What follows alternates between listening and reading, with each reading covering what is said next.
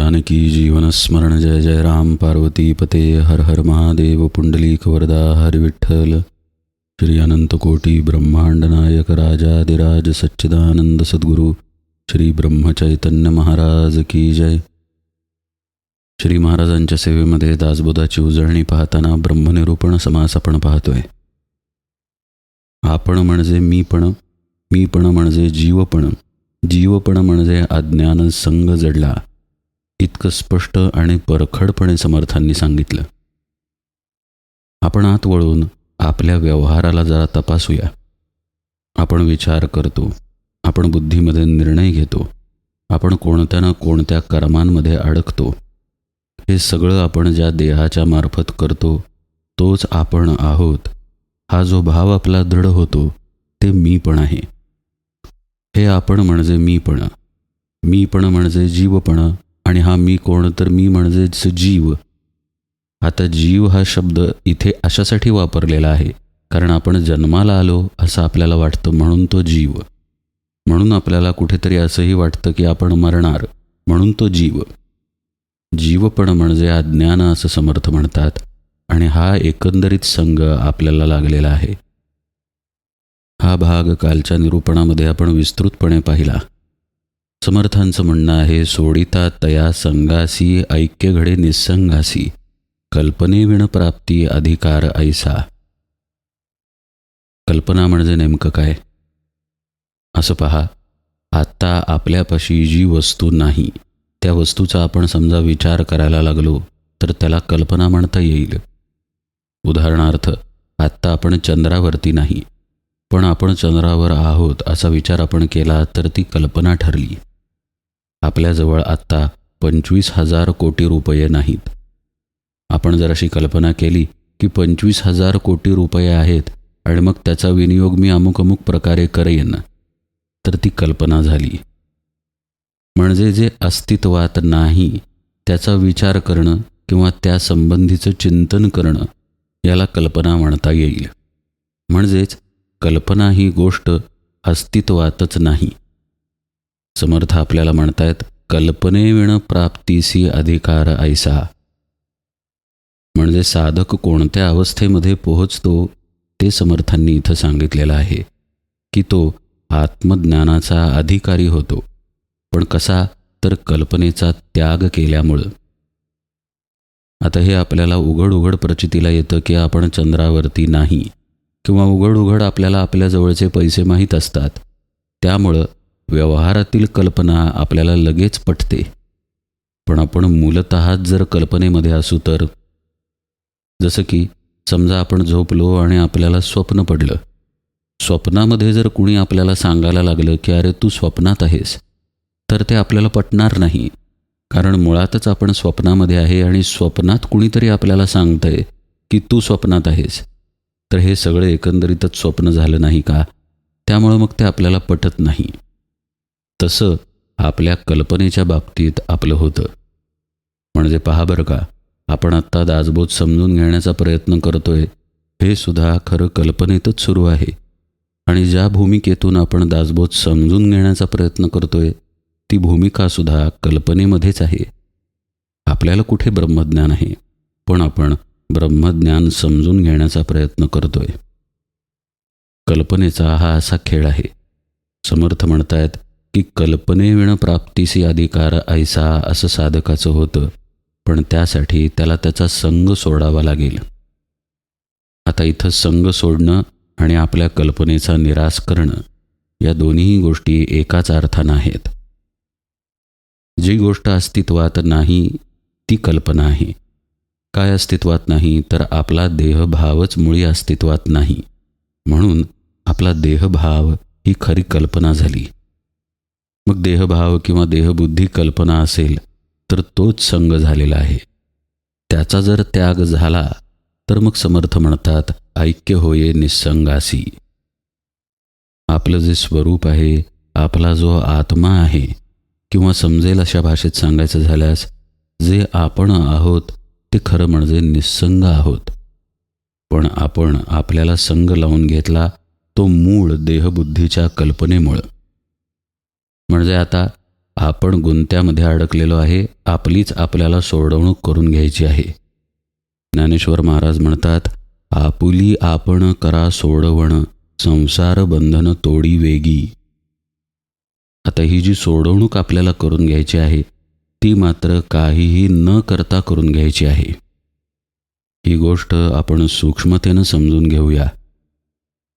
आपलं जीवन जर आपण पाहिलं तर आपल्या लक्षात येईल की आपण कोणतीही गोष्ट करायला काहीतरी करतो.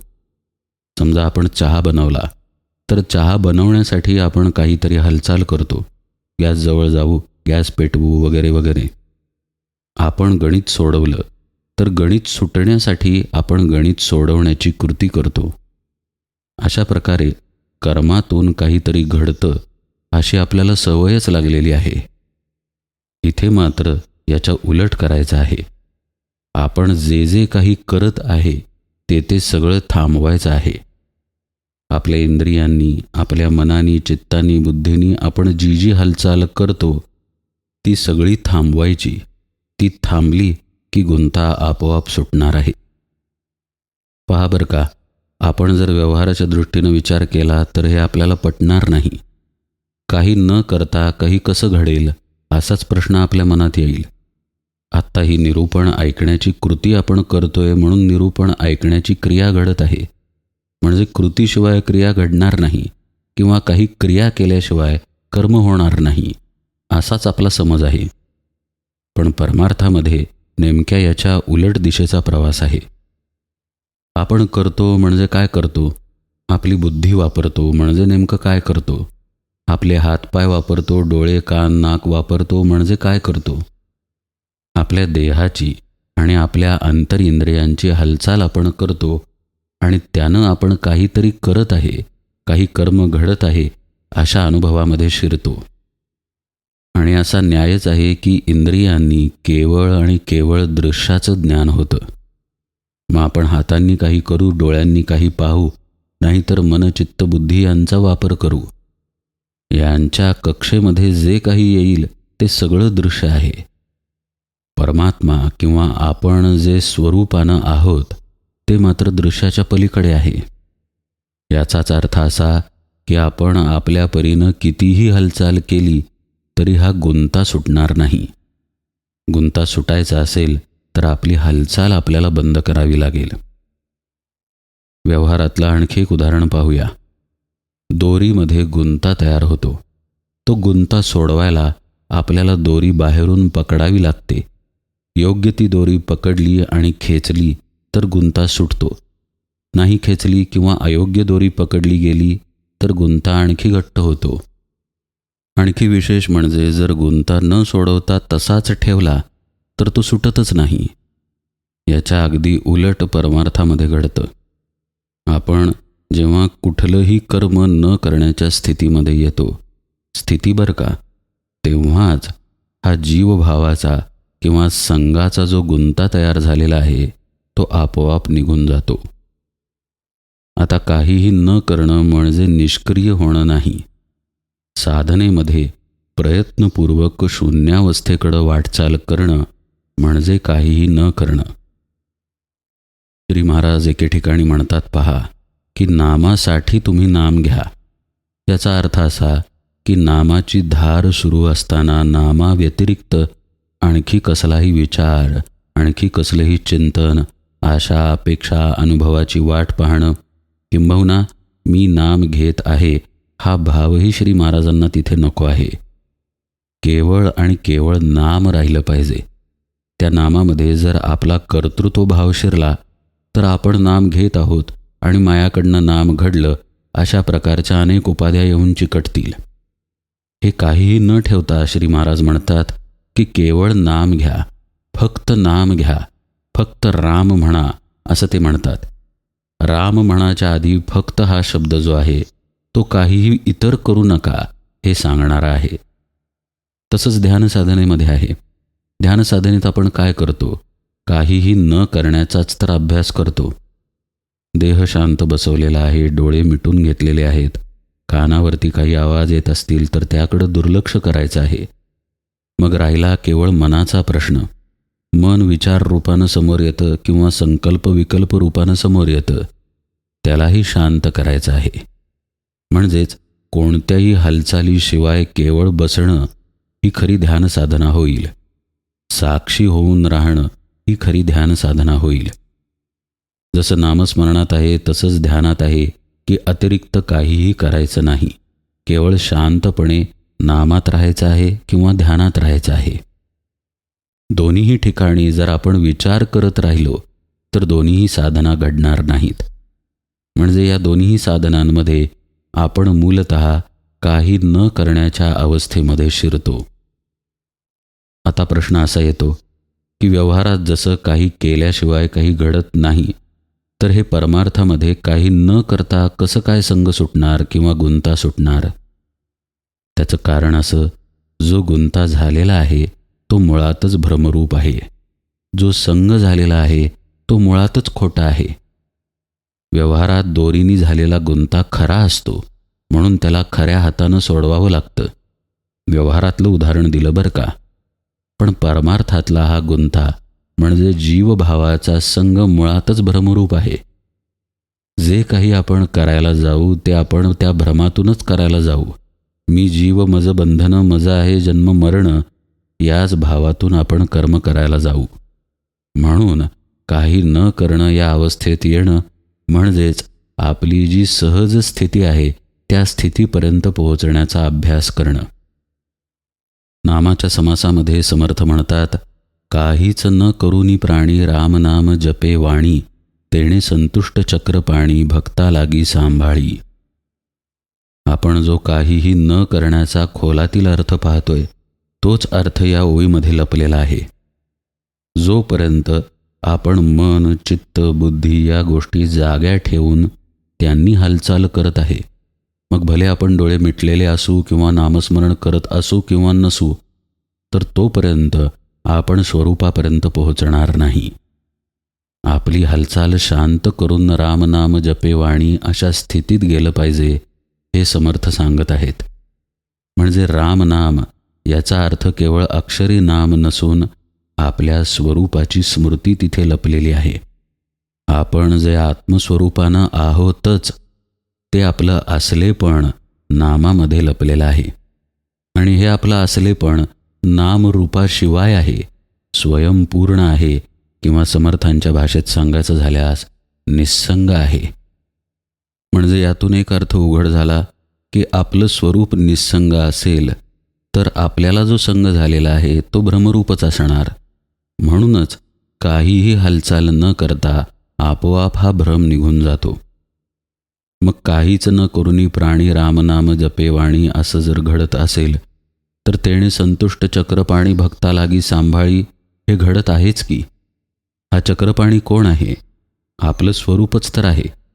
मग आपलं असलेपणच आपल्याला आपल्या जन्मापासून सांभाळून नाही आहे का? जन्मापासूनच काय, हा जन्म तर केवळ देहाचा झाला. म्हणजे आपलं असलेपण देहाच्या आधीही आपल्यापाशी आहे आणि हा देह पडल्यानंतरही आपल्यापाशी राहणारच आहे. याचाच अर्थ असा की असलेपणानं म्हणजे शुद्ध अस्तित्वानं म्हणजेच आत्मस्वरूपानं आपण सांभाळले गेलेलोच आहोत. आपल्याला जो धक्का लागतो तो देहाच्या पातळीवरती लागतो. बाकी आपला सांभाळ शुद्ध स्वरूपानं केलेलाच आहे. त्या जाणीवेपर्यंत जेव्हा साधक काहीही न करता पोहोचतो तेव्हा त्याचा मीपणाचा किंवा जीवपणाचा संग जो भ्रमरूपच होता तो राहत नाही. मग इथे त्याची स्थिती अशी होते, कल्पनेविण प्राप्तीसी अधिकार ऐसा. संग किंवा भ्रम किंवा कल्पनाच निघून गेल्यानंतर तिथं मग आत्मस्वरूपाला जाणण्याचा अधिकार प्राप्त होतो. ही केवळ शब्दाची मांडणी झाली. प्रत्यक्षतः तिथे केवळ आत्मस्वरूपच शिल्लक राहतं आणि म्हणून त्या ठिकाणी खरा तसा अधिकार येतो. समर्थ म्हणतायत, मी कोण ऐसे नेणीजे तया नावा अज्ञान बोलीजे. उघडच आहे, आपण कोण हे जर आपल्याला माहीत नसेल तर तेच खरं अज्ञान आहे. इथेही पहा, अज्ञान, कल्पना आणि संग किंवा भ्रम हे पुन्हा एकाच अर्थानं आले. अज्ञान गेलिया पाविजे परब्रह्म ते. उघडच आहे, अज्ञान गेलं, संग गेला की तिथेच परब्रह्माची म्हणजेच आत्मस्वरूपाची प्राप्ती आहे. देहबुद्धीचे थोरपण परब्रह्मी न चले जाण, तेथे होतसे निर्वाण अहंभावासी. समर्थ सांगतात आपल्याला की या स्वरूपापर्यंत देहबुद्धीनं कदापि पोहोचता येणार नाही. मगाशी आपण जो हालचाल न करण्याचा विषय पाहिला तो इथेही लपलेला आहे. आपण कोणतीही कसलीही हालचाल करायला गेलो तरी ती देहबुद्धीतूनच होणार आहे. आणि प्रत्येक हालचालीमागे मनाचा आणखी एक दोष असतो आणि तो म्हणजे अपेक्षा. अपेक्षेनं हालचालीत जातो आणि हालचालीतून कर्म घडतं, कर्मातून कर्मबंधन आणि कर्मबंधनातून जीवभावाचं दृढीकरण. अशी एकात एक गुंतलेली ही साखळी आहे. खरं म्हणजे कर्म निस्संगपणे व्हायला हरकत नाही, पण आपल्याकडून ते तसं होत नाही, कारण आपण कर्म करणाऱ्या देहाला मी समजून बसतो म्हणून. अशा प्रकारे समर्थ जे म्हणतात, मी कोण ऐसे नेणिजे तया नाव अज्ञान बोलिजे, या अज्ञानामुळं सर्व साखळी निर्माण होते. या भ्रमामुळं किंवा संगामुळं ही सर्व साखळी निर्माण होते. समर्थ आपल्याला सांगतायत की परब्रह्माच्या ठिकाणी देहबुद्धी नाही. याचाच दुसरा अर्थ असा की देहभावाचा त्याग जसजसा साधनेमध्ये होत जाईल तसतसं परब्रह्मस्वरूप आत्मस्वरूप आपोआपच उदयाला येत जाईल.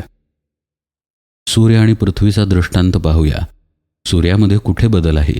तो आहे तसा आहे, पण पृथ्वी फिरत गेल्यामुळे दिवस आणि अंधार हे इथं घडतं, पृथ्वीवरती. सूर्यावरती ना दिवस आहे ना अंधार आहे, तिथे सूर्यच केवळ आहे. तसं जसजसं आपण आतमध्ये वळतो, अंतर्मुख होऊन आपलं सगळं करणं बाजूला टाकतो, आपली हालचाल जेव्हा शांत होत जाते तेव्हा तिथे आपोआपच आत्मस्वरूप उदयाला येतं, कारण त्याशिवाय तिथे काही असतच नाही. आता थोडं व्यापकतेनं पाहूया बरं का या स्वरूपाकडं. आपलं आहे म्हणजे केवळ आपलंच आहे असं थोडीच आहे. जसं अस्तित्व सर्वत्र दाटून आहे तसंच हे स्वरूपही सर्वत्र दाटून आहे. याचाच अर्थ असा की आपलं आणि आपल्या आईवडिलांचं किंवा आपल्या नवरा बायकोचं किंवा मुलांचं किंवा यच्च यावत ब्रह्मांडाचं स्वरूप एकच आहे. जो आपल्या देहाला चालवतो तोच या अनंत ब्रह्मांडांना चालवत आहे, हे साधकाच्या नंतर लक्षात येतं. म्हणजे स्वरूपाची व्यापकता पहा, आणि ती व्यापकता आपल्याला समजावी म्हणून समर्थ पुढच्या ओव्या सांगतात, उंच नीच नाही परी, राया रंक एकची सरी, जाला पुरुष अथवा नारी एकची पद, ब्राह्मणाचे ब्रह्मते सोवळे, शूद्राचे ब्रह्मते ओवळे, ऐसे वेगळे आगळे तेथे असे चिना. तेथे म्हणजे आत्मस्वरूपापाशी बरं का. उंच ब्रह्म ते रायासी, नीच ब्रह्म ते परिवारासी, ऐसा भेद तयापाशी मुळीच नाही. जे अभेदच आहे त्याच्यापाशी भेद कुठून असणार? भेद मुळात आपल्यापाशी आपल्या भ्रमानंच आलेला आहे. मी अमुक असं वाटलं की तो तमुक असं वाटणं स्वाभाविकच आहे. स्वरूप मात्र एकत्वानं दाटून आहे. सकाळासी मिळवून ब्रह्म एक, तेथे नाही हे अनेक, रंक अथवा ब्रह्मादिक तेथेची जाती. एवढंच नाही, समर्थ पुढे काय म्हणतायत पहा. स्वर्ग मृत्य आणि पाताळ तिही लोकींचे ज्ञाते सकळ, सकाळासी मिळवून एकची स्थळ विश्रांतीचे. ब्रह्मादिक तेथेच जातात म्हणजे स्वरूपापाशीच परब्रह्मापाशीच जातात हे सांगूनही समर्थ पुढे म्हणतात की स्वर्ग मृत्यू पाताळ या तीनही लोकांमधले आत्मज्ञानीसुद्धा तिथंच जातात. इतकंच नाही, समर्थ म्हणतायत, गुरुशिष्या एकची पद, तेथे नाही भेदाभेद, परी या देहाचा संबंध तोडिला पाहिजे. तत्वदृष्ट्या गुरु आणि शिष्यामध्ये सुद्धा फरक नाहीच आहे. स्वरूपानं एकच तर ते आहेत. पण समर्थ म्हणतायत हे तेव्हाच कळेल जेव्हा या देहाचा संबंध तोडला जाईल. देहबुद्धीचा अंती सकळासी एकची प्राप्ती, एक ब्रह्म द्वितीयम नास्ती हे श्रुतीवचन. समर्थांची ही शैलीच आहे. ते त्यांच्या परीनं पूर्णपणे समजावून देतात आणि मध्ये मध्ये त्याचा दाखलाही देतात. मग श्रुतीमधला देतील, भगवद्गीतेमधला देतील किंवा अन्य कशातला. पण इथेही तेच म्हटलंय पहा. पहा श्रुती पण असं सांगते, पहा वेदांमध्ये पण असंच आहे, पहा महात्मे पण असंच सांगून गेले. अशा प्रकारचं बोलून उपदेश ठसवण्याचा ते प्रयत्न करतात. श्रुतीवचन आहे, एकम ब्रह्म द्वितीयम नास्ती. त्याचा दाखला देऊन समर्थ म्हणतायत की श्रुतीसुद्धा हेच सांगते की एकच ब्रह्म सर्वत्र व्यापून आहे, परब्रह्मस्थिती, आणि त्याच स्थितीमध्ये आपण आहे आणि ती खरी आपली सहज स्थिती आहे. तिथपर्यंत जायला आपल्याला केवळ भ्रमाला दूर करायचं आहे. आपली हालचाल शांत शांत करत करत तिथपर्यंत आपण निश्चितपणे पोहोचणार आहे. फक्त गरज लागते ती शांत कशी करायची याच्या मार्गदर्शनासाठी. म्हणून तिथे सद्गुरू लागतात, म्हणून तिथे अनुग्रह शक्ती लागते. जीवामध्ये हे सामर्थ्य असतंच तर जीव असा फरफटत इथपर्यंत आलाच नसता. कोणाला सुख नको आहे, आनंद नको आहे, समाधान नको आहे, पण जीवाची फरफट झाली अज्ञानामुळं, भ्रमामुळं. म्हणून तिथं सद्गुरू लागतात, वर उचलून धरायला, आधाराचा हात द्यायला, की जीवानं प्रयत्न करून आपल्या स्वरूपापर्यंत पोहोचावं. लक्ष देऊन ऐका बरं का. हे प्रयत्न करणं म्हणजे खरे प्रयत्न न करणं आहे. शांत होणं, कोणतीही गोष्ट न करण्याच्या स्थितीमध्ये येणं म्हणजे इथले प्रयत्न आहेत, जे व्यवहाराच्या उलट आहेत. असं घडलं की सर्वत्र जे दाटून आहे तेच आपल्या अंतरामध्ये आहे याचा खरा रोकडा साक्षात्कार साधकाला आधी होतो. आणि तो साक्षात्कार झाला म्हणजे त्याचं स्वरूप त्याला कळलं, उमजलं, तो शुद्ध ज्ञानाला प्राप्त झाला की तेच परब्रह्मस्वरूप सर्वत्र दाटून आहे हेही त्याच्या प्रचितीला येतं. आणि हेच खरं अंतिम सत्य आहे. पुढे समर्थांची अत्यंत प्रसिद्ध ओवी येते. साधू दिसती वेगळाले, परी ते स्वरूपी मिळाले, अवघे मिळवून एकची झाले देहातीत वस्तू. जर असं सगळं परब्रह्म स्वरूपच असेल तर साधू महात्मे सुद्धा एकमेकांपासून वेगळे कसे असतील? देहानं ते वेगळे दिसतील, पण स्वरूप स्थितीनं ते एकच असतात. हा महत्त्वाचा सिद्धांत समर्थांनी सांगितला. इथं ते साधूंविषयी का सांगायला लागले? कारण साधू संगती, सद्गुरू संगतीमुळेच हे घडून येतं, म्हणून साधूबद्दलचं विधान समर्थांनी केलं. आपण उजळणी पाहत असताना तो सर्व भाग यथावकाश पाहूया. आज निरूपण सेवेला इथेच विराम देतो. जानकी जीवन स्मरण. जय जय राम.